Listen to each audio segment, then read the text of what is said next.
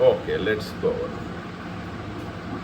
So, did you get access to all the flows and Power Apps? Yes, I do. Yes, I do. Right. Sure. Basic, So, from today on, basically, it so was the environment I didn't had access, so now I have it. yeah, right. Sure. Have you started the recording? Yeah, I started the recording. Great. So, today what I'm going to focus is I'm going to go through the Power Apps, okay, and in between, yeah, the flows we can discuss later. So those can be discussed separately. Yeah. So for now, I'll focus. I mean, 1 or 2 days we'll take on the Power Apps. Yeah. Okay. So I'm opening the Power App and I'm Can you share in the edit mode. share the screen? Functional overview I have already given you right yesterday. So today we're going to start with the technical discussion or technical, going technical approach or whatever I have done so far. Technically, I'll discuss those.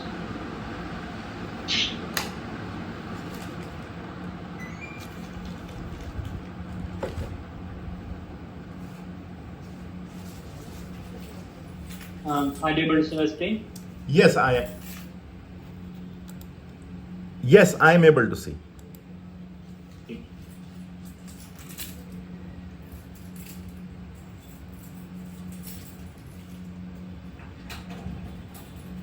So have you gone through the app? I mean, did you got a chance to go through the different screens and everything? Yeah. I went through that. Yeah, I went through it. Yeah. Right. I So was you might get, have got an idea. yeah, I have an idea. Oh, I also was getting error on the one of the screens. Is it you also get the same or is it? Something related to text conversion. I think it is from screen last screen or something. Let's go over the Yeah. code. But once it comes, I will ask my question. Let's continue. Yeah, sure.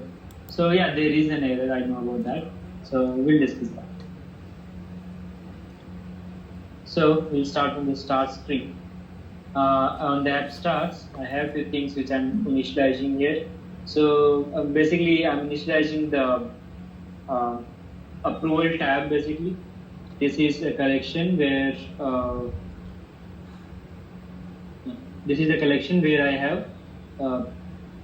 I have mentioned all the tabs names. So not the approval, the tabs actually.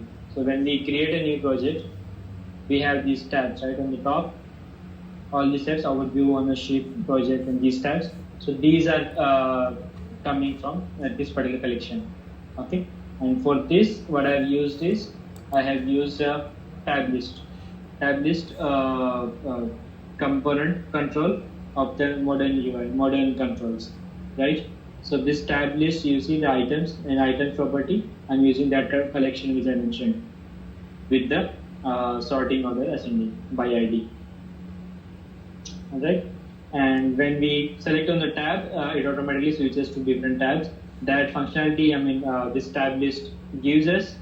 Apart from that, we also wants to switch between the tabs by clicking on this next and previous buttons, right?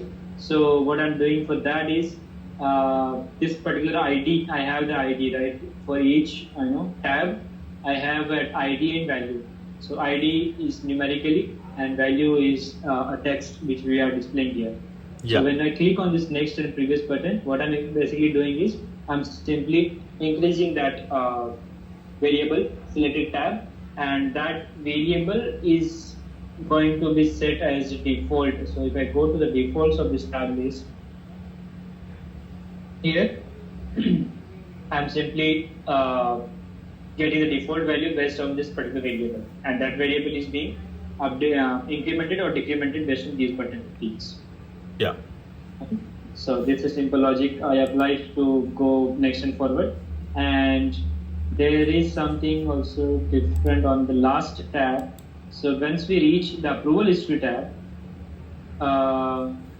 before the approval history tab, the financials analysis screen, I want to display the save as draft and submit button, because the submit should be there on the last screen only. And save as draft can be there on multiple screens, I believe. yeah, it is there on all the screens, right? Okay. So now going back to the home page.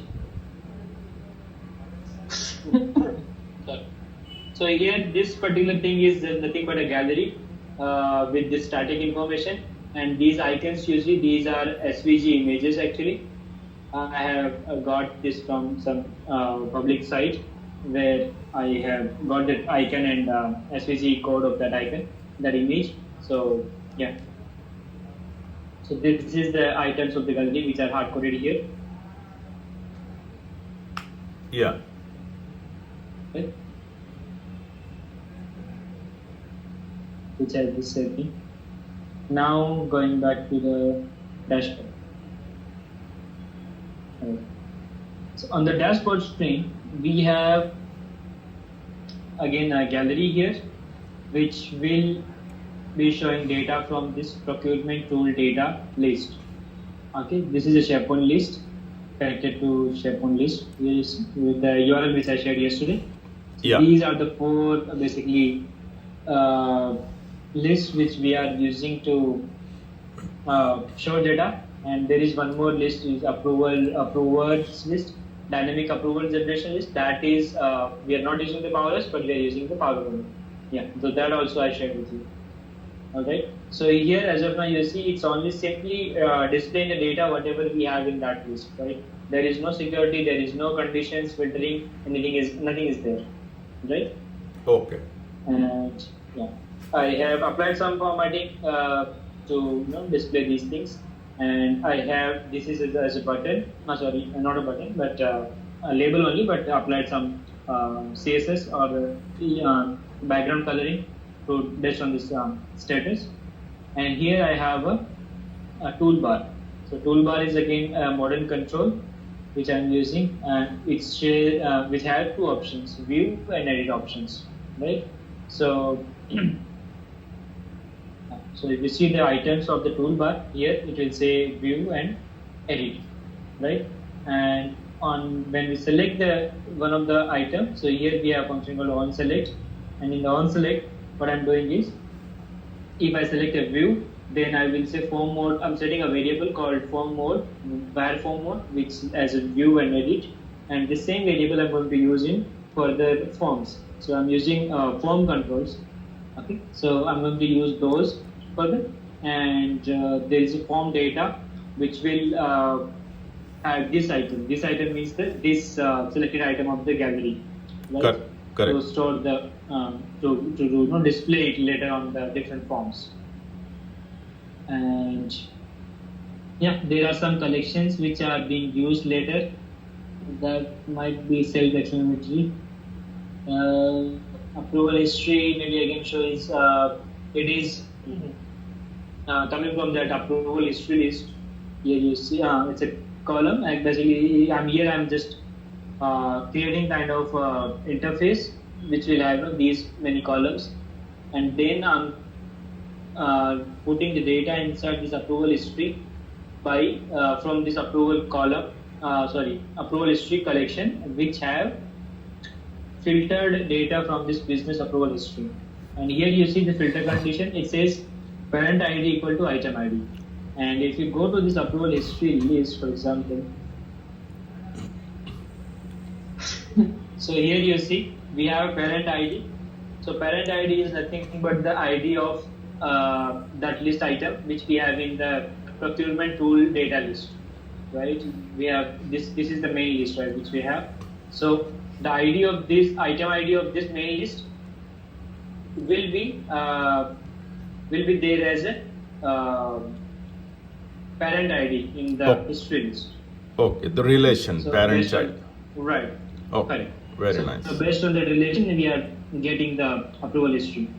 And once we have the approval history, we are just simply putting it into this collection, and this collection is being used in the final tab, which is approval history tab we have, right? And there is one more thing is current approval. So who is currently this item is with whom? So to decide that, what we are doing is basically we are checking the.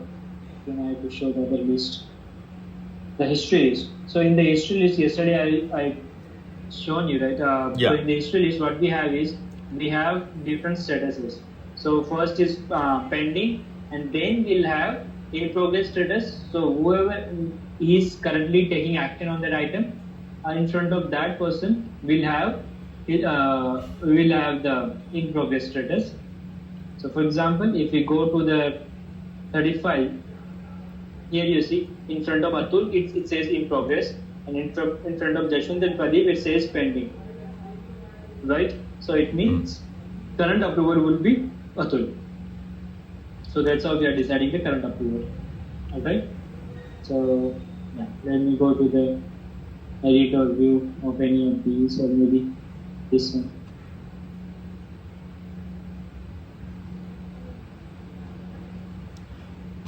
Yeah.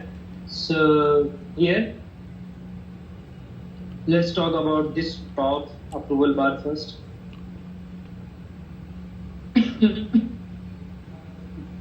Right. So in the approvers, what we are doing is this history collection which we just now created.